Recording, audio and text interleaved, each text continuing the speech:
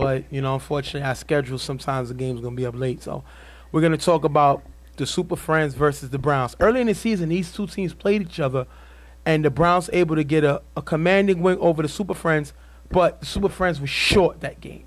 I don't think Jack was there, no Prince Mo, Kenny had to throw, Deion wasn't there, so I wouldn't really hold them to that game saying that, you know, that's going to happen again this time. Well, they weren't worried about the game, so it wasn't really a big deal to them. They came out, they weren't going to forfeit the game, so they came out to make some, you know, to make sure that they came. You know, they weren't looking to win because they knew that most of their guys weren't going to show up.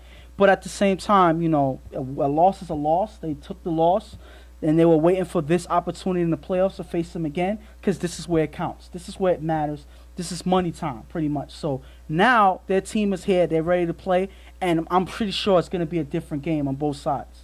And we was talking about, you know, we go through different people of who we think looks like, you know, different characters. You know, we've been going back and forth. You'll see it on the show. We had pictures up because it's the Halloween weekend. And right now, I think you look like the cat in Fifo Goes West. Remember the cat that he was with in Fifo Goes West when he became a dog? All right. You look like the cat. Now you're reaching. Now you're going to take the picture. We're going to show the picture, and people are going to agree with me. He looks like the cat from Fifo Goes West. Fifo's best friend, you look like that cat. Listen, if we're going to go with random That's stuff, what you look like. Listen, we're going to go with random insults. You got to watch the show random... to see the other people we compare him to, who he compares me to, but that's what he looks like. Listen, I could say that you, right now, you resemble that pumpkin right there that we made for Halloween. Oh, come on. You got to do better than that. He looks like Fifo Goes West. But nobody, first of all, nobody is even right, going to Fifo know. Goes West friend, the cat, and we'll show it on the show who we're talking about. Listen, I don't have anything right now because at the end of the day, there's nothing that looks like you, you know? Huh? Really? There's nothing that looks like you. So in terms of insulting you or saying you look like anybody, I'm not even going to go there. But one thing I am going to say is that, you know, there's that rumor, and I can confirm, well, I can slightly, I'm not going to say confirm, but I kind of confirm that the rumor is valid about you wearing women's perfume. I'm gonna go there. You know, I see women's perfume, the Rihanna perfume on your dresser, you know, and it seems like every now and then, every morning or whatever that I'm there in your house, I see it go down. Every weekend I go to your house or whatever, I see it less and less. And I doubt your wife uses it. It's always on your dresser. So that's on you. You wear women's perfume. Is it true or not? First of all, Fred said, "Shut up, ghost." Okay. He always says that. Let me go over that. Now, y'all know me, Stephen J. It is what it is. I don't care. I moved to the beat of my own drum. And now he got a rumor saying that I wear women's perfume. Okay. I do like women's perfume. There it goes! You wouldn't be able to tell if I didn't tell you. You know, sometimes, you know, I was a guy who liked to wear Cool Water. Look. Looking like the Twisted Carlton Banks.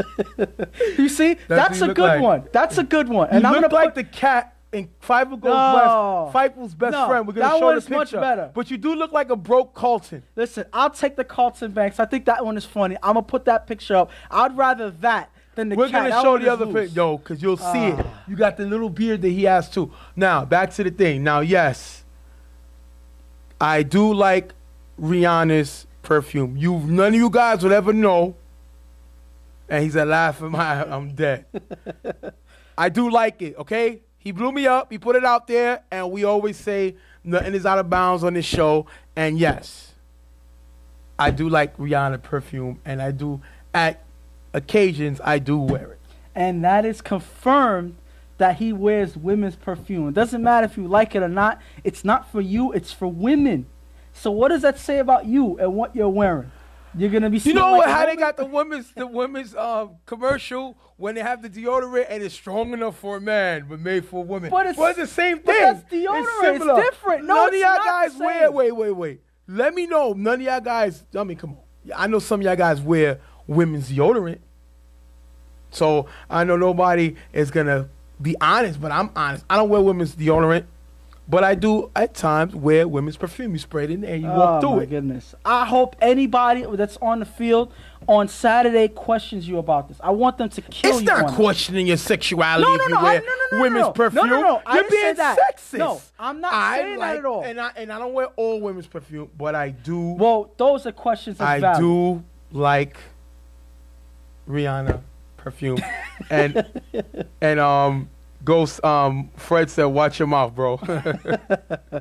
Whoa, is that watch your mouth that he doesn't mind wearing a perfume, or watch your mouth that you're saying something reckless by saying you like the perfume? I need Fred to respond on that because that's a good question there. That's gay, bro. How's that gay? That's Listen, his response. We're part of, you are what you are. Mm-hmm. So we don't never knock what people are, what their sexuality is. But my sexuality should not be questioned because I like women's perfume. One in particular, not many women's perfume. You like smelling like a woman. Okay, I listen, guess. we're going to jump into the Browns versus Super Friends game. But like I always tell y'all, nothing's out of bounds. We put it out there. It is what it is. And yes, I have worn it before. Yo, you're gay on the low, Jay. Listen. It is what it is, bro. I like women's perfume. Rihanna, that's all it is. I like Rihanna's perfume. If Rihanna was in front of you and told you to put the perfume on, you would. Stop. I just like it because it smells good, and you won't know it's a woman's perfume if you... Come on. Nah, let's get to this game. We're going to get to the game. Now, at the end of the day, Browns are the number 5 seed. The question with them is, even though they had a top-rated offense in the middle of the season, you don't know what line you're going to get. Trav been carrying this team. You don't know what line you're going to get. You're going to get a line that is able to throw touchdown passes or a questionable interception like he threw against Reload and lost that game. The whole season, the tale of two lineys. You get one liney that's precise, smart on his throws, and is accurate, and you have the liney that throws picks, rushes plays, and forces passes to Trev. Those are the two lineys that you get in any given game. It's all up to which one you get. I know which one they want, but it doesn't dictate which one you're going to get at the end of the day. We're going to jump right into the game right now. After getting the first down, Lonnie gets blitzed by Golo, throws to Trav in the gap for a short gain. Gooney misses the block, which is causing the pressure on Lonnie. You got to keep Lonnie comfortable in the pocket. If you don't, he tends to make mistakes, and Gooney's there to be the enforcer. He has to pick up the blocks. Third down, Lonnie throws to Ruben in the back of the end zone. Ruben with a nice catch stays in bounds for the touchdown. Nobody sees Ruben floating in the back. 6-0. Again, it's like all day we've been talking about defenses not communicating, and here's a defense not communicating. Ruben is running on his route, getting to the back of the end zone. Nobody's communicating that Ruben's crossing in the back. Nobody's able to pick him up in time. With communication, somebody picks him up. They don't do that, and that's why he's left open in the back. And that's a great catch by Ruben. We've been killing Ruben all season with drops, but this is a great catch by Ruben. Steps up, it's money time. But the only concern I got is on the extra points. Look here, Trav with the drop. And normally we don't show the drops or the extra points or whatever so early in the game. But the fact that it's Trev that's getting this pass and he drops a routine play, that is worrying for the Browns if you're the Browns, because that's something that you never see from Trev. And that's something that, you worry. Are you going to see more of it? It doesn't look good so far. Second down, Deion throws a jar in the middle for a decent gain. Third down, Deion throws a Dwight in the gap to get to the 10-yard line.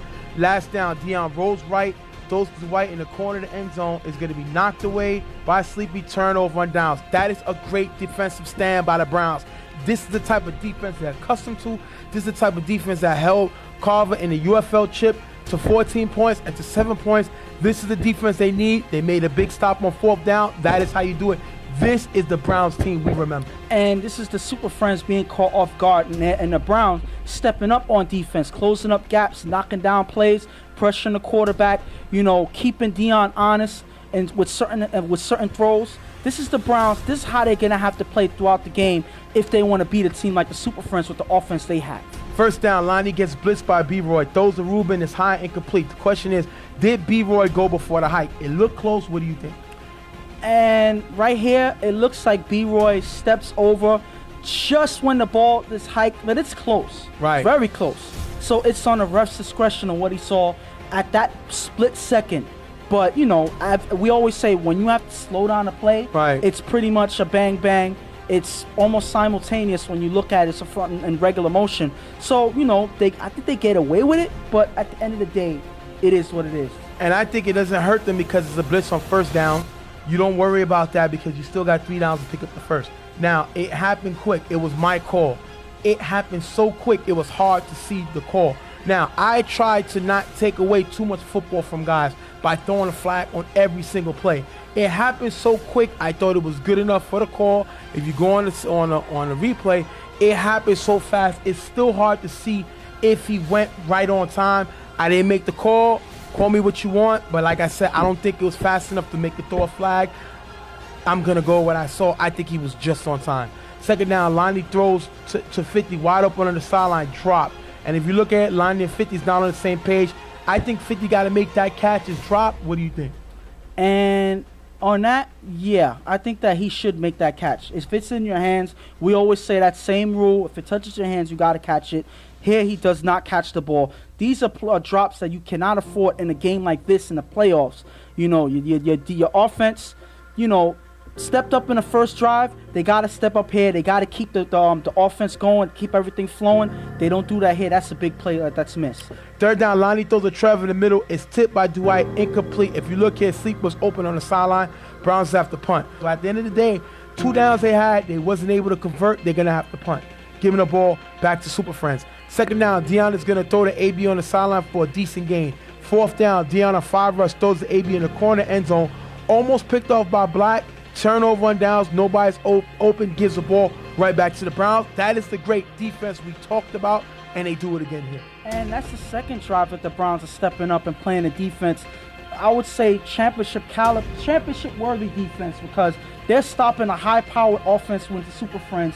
They're getting their job done. They just got to get that reciprocated on the offense. They got to have something happen on offense because this defense is playing hard right now. Lonnie throws a 50 in the gap for a decent gain. Second down, Lonnie throws to Sleepy on the sideline. The pass is blocked by Dwight, caught by Gooney for a short gain. The issue with this is they're struggling. Dwight is causing Lonnie pressure. He can't see over him, and he's making hard and inaccurate throws. And this is a problem that we've been seeing throughout the playoffs. You know, they have a tall ball giver here that's getting in the quarterback's eyes, making them uncomfortable, and taking precious seconds away from their play clock or the defense coming in. Those couple of seconds matter. And when you hesitate or no at the first throw, it gives the defense an opportunity to make a play. That is big defense right here by the ball giver and Dwight getting Lonnie uncomfortable and staying in front of him. Mace said he's going to be playing for the Super Friends for sure. Now let's hope that they're not over the 8-player rule. 5 players only to a team. I heard his rumor they may go down to 4. I don't think that voting is going to go through. I think it's going to end up staying at 5. But remember, you got to make sure that you qualify for the team as far as the 8-player rule goes. Last down, Lonnie throws the 50 on the sideline, wild for first down. If you look here, Jigga drops too deep and leave 50 open.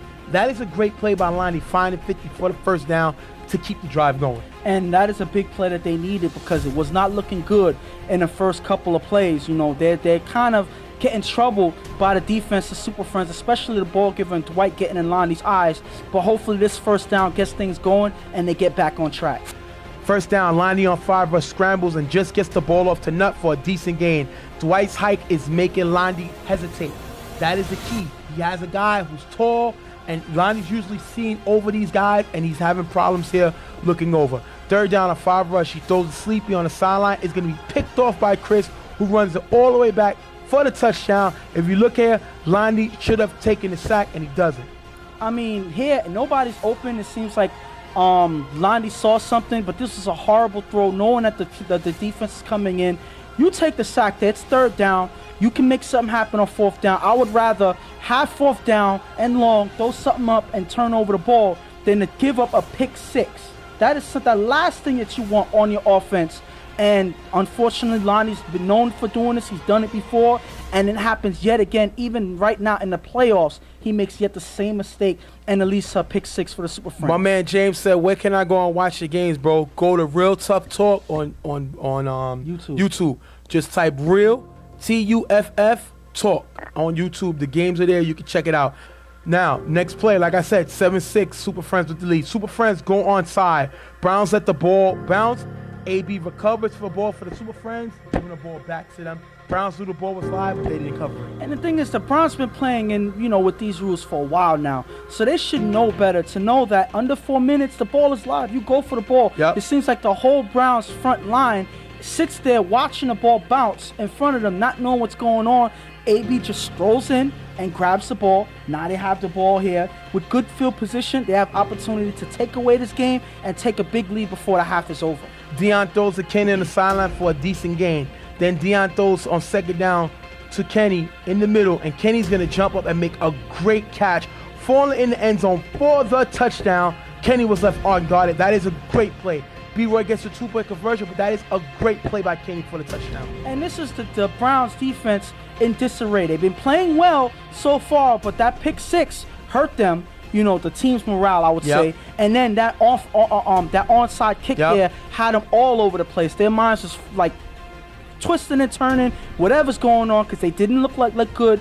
They didn't look the same on that defensive drive there, and that is why you can see Kenny wide open in the end zone here. Makes a great catch by himself, unguarded, and anytime that happens, you know that the defense has problems. Correct. Lonnie's going to get the ball. He's going to get to the 10-yard line of 3 passes. They needed to score before the half.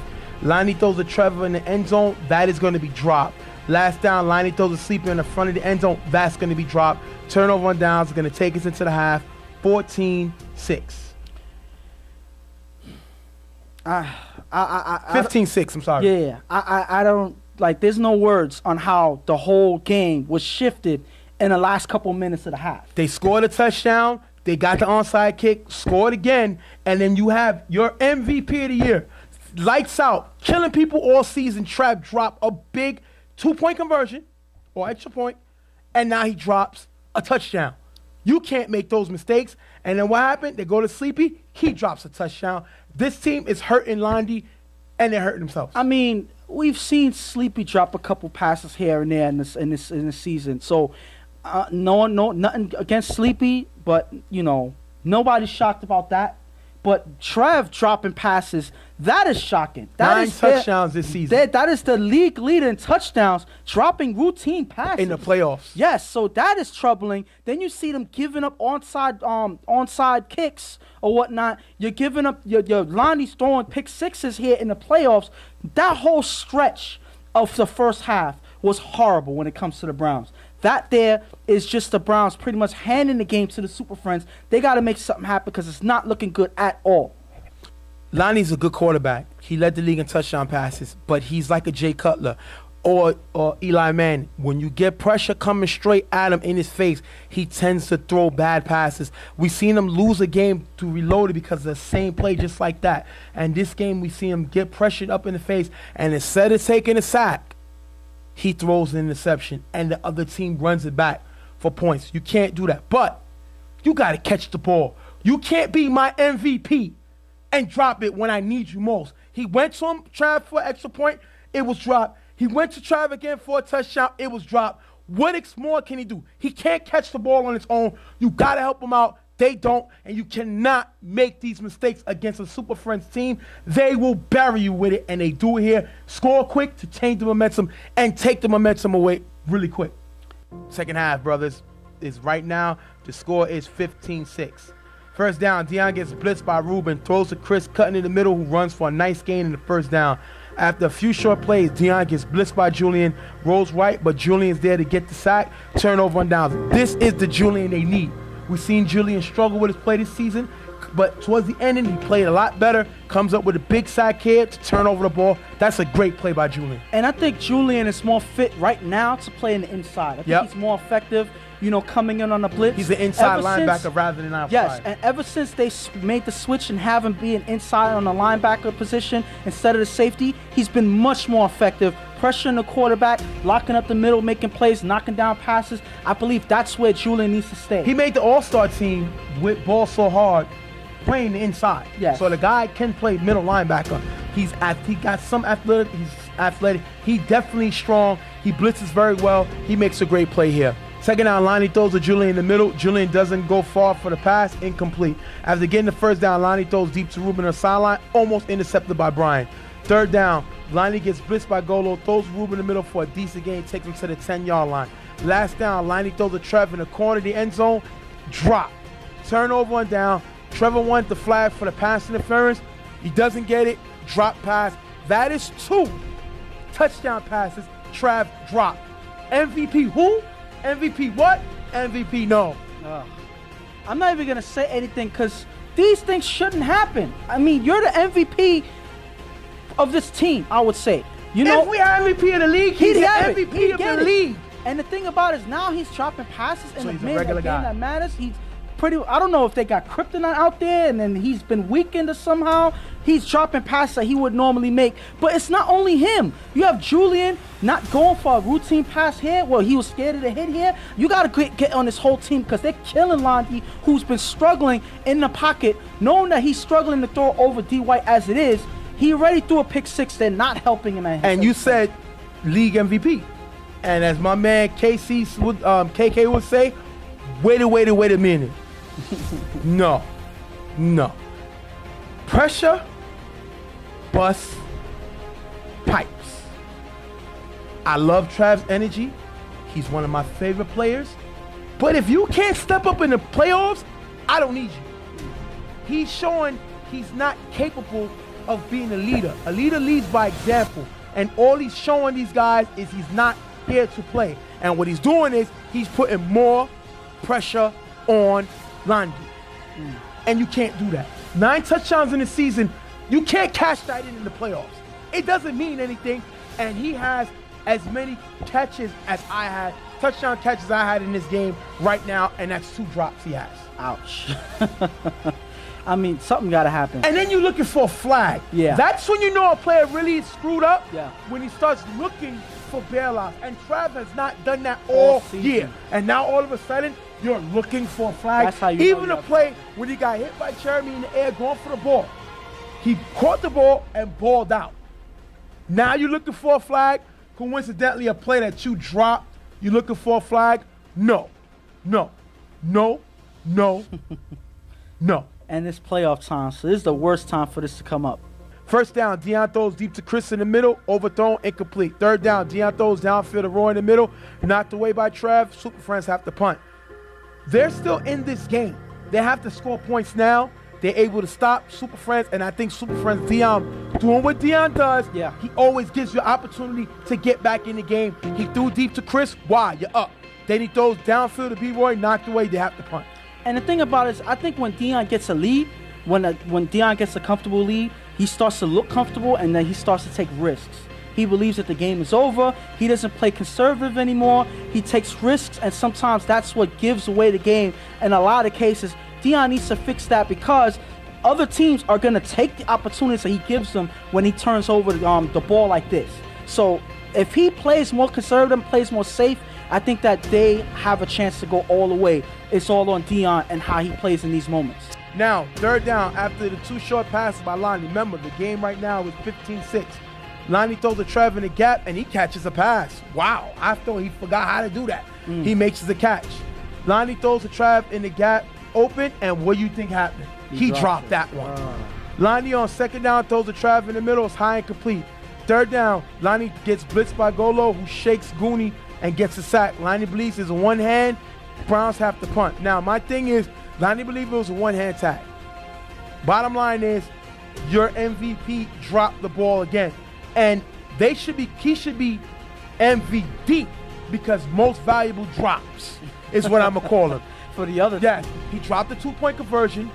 He dropped the touchdown. He dropped another touchdown. And then he dropped the pass in the gap. So I'm going to call you MVD, most valuable dropper. Ouch. Because that's what he did. He dropped the ball all day, and I'm ashamed because this man played lights out in the regular season, and he does in the playoffs. Then on third down, Lonnie gets blitzed. He think he missed the sack, was not there. But if you look here, Golo come in full rush, pushes Goonie back, and Goonie even admits he missed the block. Lonnie gets sacked. Browns have to punt. First of all, you're down 15-6. Why are you punting there? Jingle was questioning why were they punting there. They needed to go for it, and Lonnie decides to punt. I guess he figured that opportunity. I don't know he punts, but pretty much this game is over. If Trav, we always said all season, this team goes as far as Trav, And if Trev has 3 drops now, they're not going anywhere. And the thing about it is here, not only is Trev dropping the ball, but Lonnie is not comfortable in the pocket because he knows that, you know, at any given time, somebody's going to blitz in. Goonie's been missing a lot of blocks. That's one thing I could say. Goonie lines up wrong. He doesn't pay attention to where these guys are coming from. And a lot of times he gets too close to them that all they have to do is make one move. Goonie's not fast enough to catch up to them. And that's all on Lonnie to make something happen there because it's too late.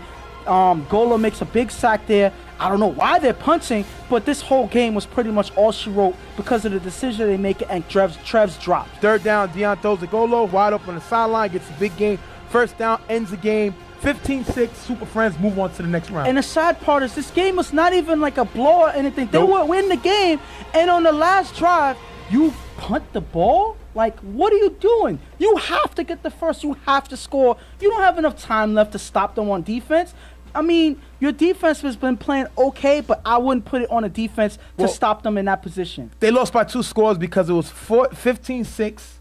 If they get the 8, if they go for 2, they still lose. Yes. But so, I mean, it was pretty much over. At the end of the day, Trev did not come. The Browns' defense, Trev did not come to play. Yeah. Their defense played great. They held a high-power offense to a touchdown because one of those touchdowns was a run back because of Lonnie's pick. Yeah. So you can't put that on the defense. They gave up 1 touchdown. Trev dropped 2 touchdown passes. Yes. Had another big drop over the gap, and he dropped the extra point. And the extra point comes back to them because it wouldn't have been a 2-possession game if he would have got the extra point. So this is all on Trev. This is a game where pretty much Trev dropped passes, they lost the game. Yep. And that's pretty much the whole point of this season for them. You got to blame the offense. The offense lost them this game.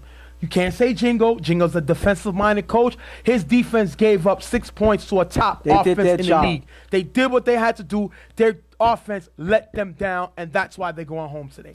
So that's pretty much it. And Kenny says, chill, Ghost. Trev going to drop it again. Drop.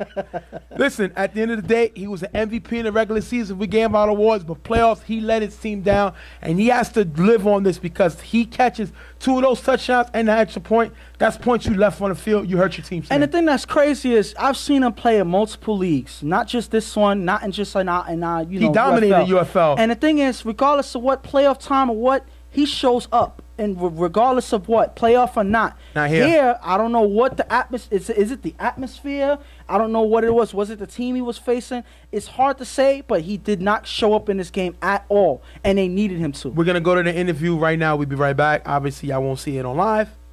What's going on, people? Stephen J here with Kenny, captain of the Super Friends.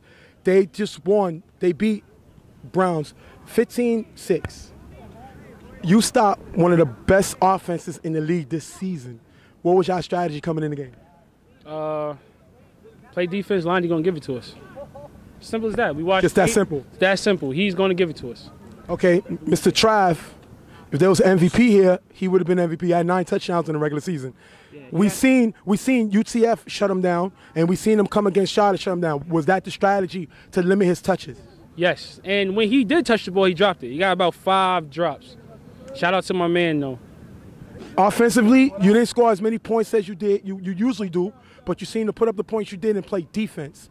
Is it a concern to you that Deion wasn't able to punch in more points? Jay, we just looking to advance.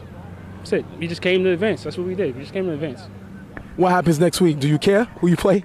Don't care. We just looking to advance. That's it. All right. We're going to thank Kenny for being here with us. Big win over BG's 15-6. See you on the site. Okay. We're back. We're about to wrap up the show. Super Friends move on. So, number 1 seed, UTF, best defense in the league, plays the number 4 seed, Super Friends, one of the top offenses in the league. Number 3, Predators, great team all around, struggles offensively with drops, not a great defense, plays the YGs, number 2 seed, snuck all the way up to number 2. Brian looked inconsistent. Hopefully they get breezy. Hopefully they get shuggy. They're able to play the way they need to play. Now you got 1, 2, 3, 4 all left. I mean, honestly, I'm going to say this. It may be controversial, but I'm going to say it.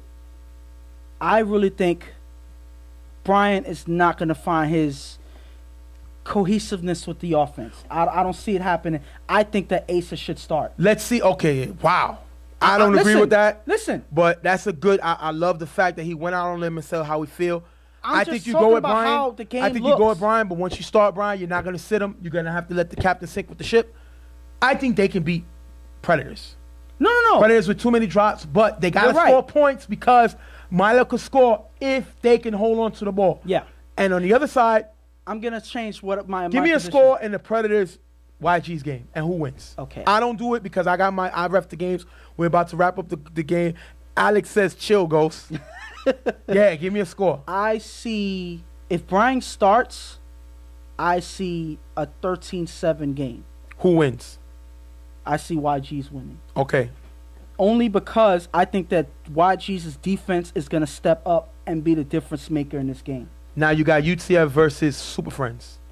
And I believe this will be a high-scoring game. I believe that this will be... Who wins? I see this game as a... Well, not too Everybody's high. waiting. 21-14 UTF. You heard it here. Only because, again, Okay. defense again. So now you got UTF versus YGs. Who wins? Remember, we got both in the same day. okay. UTF YGs. Jack says Trev dropped it again. Didn't I just say UTF YGs? Okay. No, UTF. Remember, YGs. You got YGs beating Predators. Okay. Oh, And okay. you The got, championship. You got UTF beating Super Friends. Oh, UTF YGs. I mean YGs Yeah. and UTF. UTF. I see UTF taking it 14-6. Wow. I think it's going to be a close game. Let's see if he's right. Fred says he has UTF winning 21-14, and he has YGs winning 21-6. Now, who wins the championship? And Kenny says Trav dropped it again. And then Fred says UTF will win the chip. So we're going to see we're going to wrap up the show. We're going to wrap up live. We're going to be on the field a little early, getting interviews, talking to guys before the game. Get out there early. Come on and support. Let's see who's going to take away this chip. Much love to y'all. I'm going to go again live Friday, get some comments, see what y'all think, break down who I think was going to do what. We're going to wrap up the game. Hopefully y'all liked it. Breezy says, no, we're winning 21-6. He plays with YG, so that's going to be good. Go to sleep, Alex. That's what he said. So we're going to wrap up the show. Might have fun. This live thing is great. Much love to y'all guys. That's my wife calling. I'm going to shut it down. We're going to see y'all on the site. Real Tough Talk. We out of here.